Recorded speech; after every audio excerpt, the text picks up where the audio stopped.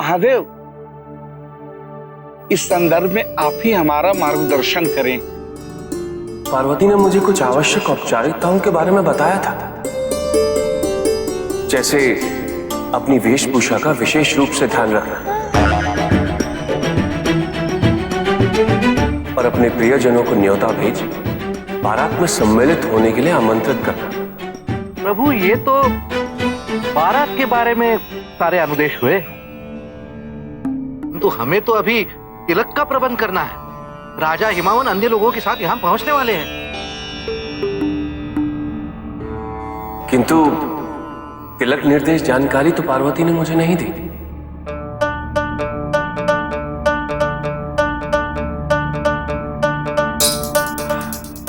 इसमें चिंतित होने की कोई आवश्यकता नहीं। हिमावन तिलक के लिए यहां आ ही रहे, वो जैसा कहेंगे हम वैसा ही करेंगे। हाँ, कैलाश को स्वच्छ कर हमें उनके और उनके अतिथियों के स्वागत का प्रबंध कर लेना चाहिए। और हाँ, पार्वती ने मुझे यह भी बताया था कि जब ससुराल जाए तो उपहार लेकर जाना चाहिए, और जब ससुराल से लौटे लेकर लौटना चाहिए। कुछ भेंट इत्यादि का भी प्रबंध कर लीजिए। उचित है, हमें यहाँ से शगुन का सामान भेजना चाहिए। मैं उन सब सारी वस्तुओं का प्रबंध करता हूँ। और चलो, समय व्यर्थ ना करो, कैलाश को स्वच्छ और सुसज्जित करने के कार्य में जुट जाओ। चलो चलो चलो चलो।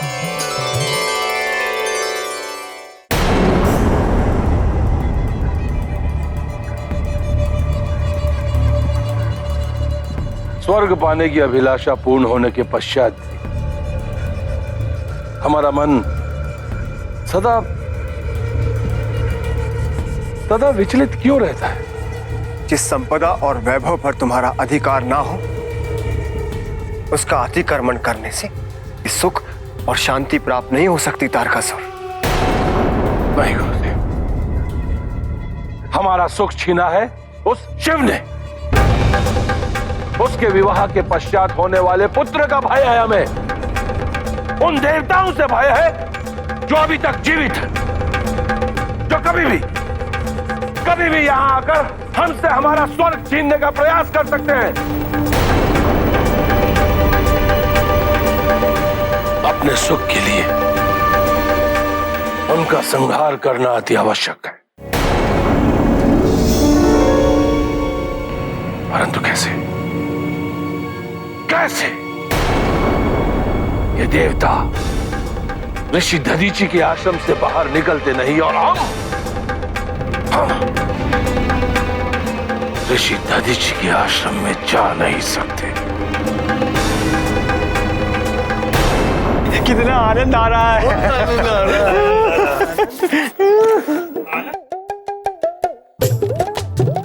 नारायण नारायण, ये क्या कोलाहल मचा हुआ है? क्या अपने महादेव के विवाह का आयोजन ऐसे करोगे? क्यों देवर्षि, इसमें क्या कमी है? लो, शरीर को स्वच्छ रखने हेतु मिट्टी से उत्तम और कोई साधन नहीं है। एक बार अपने शरीर में मल कर तो देखिए। चुप! समझने का प्रयास करो। राजा हिमावन वैष्णव पंथ के उपासक हैं। उनके स्वच्छता के मापदंड ऐसे नहीं है। जाओ, स्नान करके आओ। जाओ जाओ जाओ। और सुनो, ये शगुन की पेटी का संभाल कर रखना। नारायण नारायण।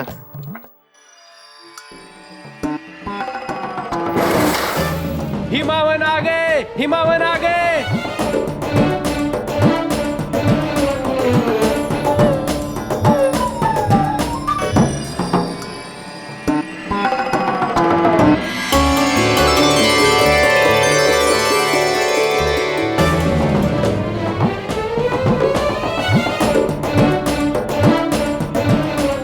नारायण नारायण, इस दशा में आ गया। मैंने तुमसे कहा था स्नान करके आओ। जाओ जाओ। सुस्वागतम सुस्वागतम। राजन, आप सबका कैलाश पर स्वागत है। आइए, अपना स्थान ग्रहण कीजिए। मैं शीघ्र ही महादेव को लेकर तिलक विधि हेतु उपस्थित होता हूँ। आई।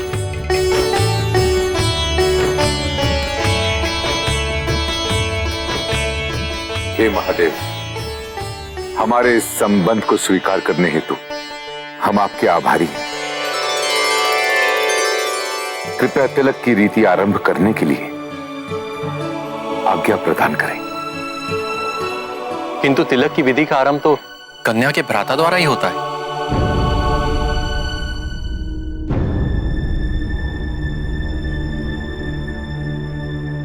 इस कार्य हेतु मैं उपस्थित हूं।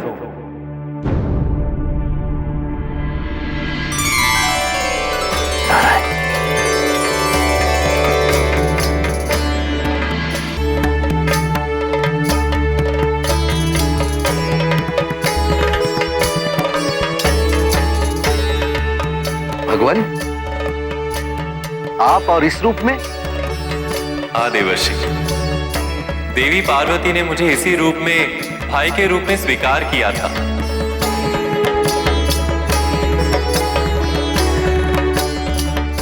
अब इसी रूप में मैं महादेव का तिलक करूंगा। महादेव, आपके हमारे संबंध का ये नवीन रूप कैसा लगा आपको? मुझे तो आप प्रत्येक संबंध में प्रिय ही लगेंगे नारायण।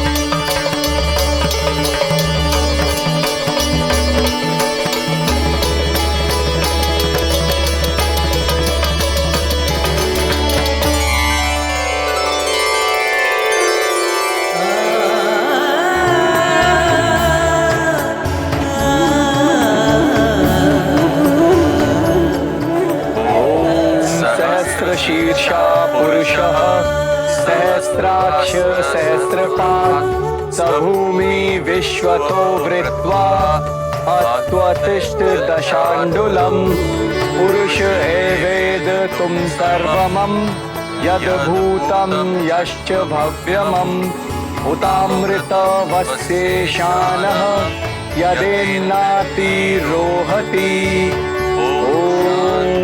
शांति शांति। इस अलौकिक दृश्य के दर्शक संसार में विरले ही होंगे।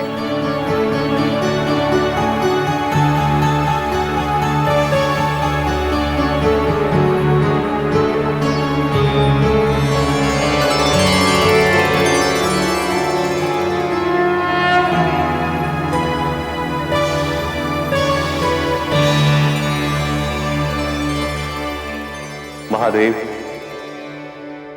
मेरी बहन के पति के रूप में मैं आपका सम्मान करता हूं और आपसे अनुरोध करता हूं कि आप हिम नरेश के भवन में आकर देवी पार्वती का पानी ग्रहण करें। मैं आपके अनुरोध का अभिनंदन करता हूं नारायण। मैं पार्वती के पानी ग्रहण हेतु हिम नरेश के निवास पे अवश्य जाऊंगा।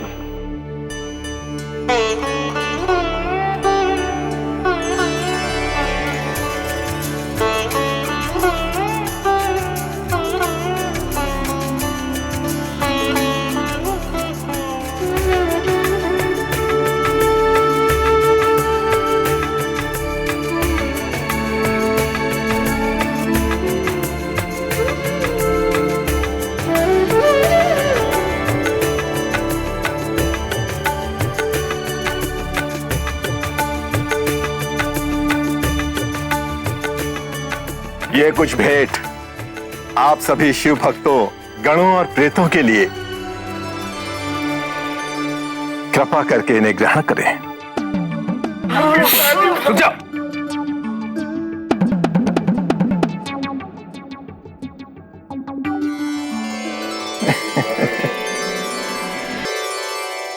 महादेव, हमारे स्वागत सत्कार हेतु बहुत बहुत धन्यवाद।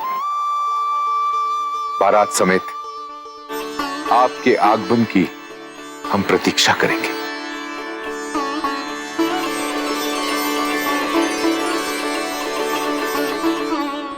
अब यहां से प्रस्थान करने की अनुमति दें। अवश्य हिमनरेश, किंतु मेरा आप सबसे निवेदन है कि भोजन ग्रहण करने के पश्चात ही प्रस्थान करें। नंदी, सबके भोजन की व्यवस्था कर। हाँ हाँ अवश्य प्रभु। तिलक की विधि संपन्न होने के शुभ अवसर पर भोजन करना तो अनिवार्य है। मैं अभी प्रबंध करता हूं प्रभु। चलो चलो चलो जल्दी चलो।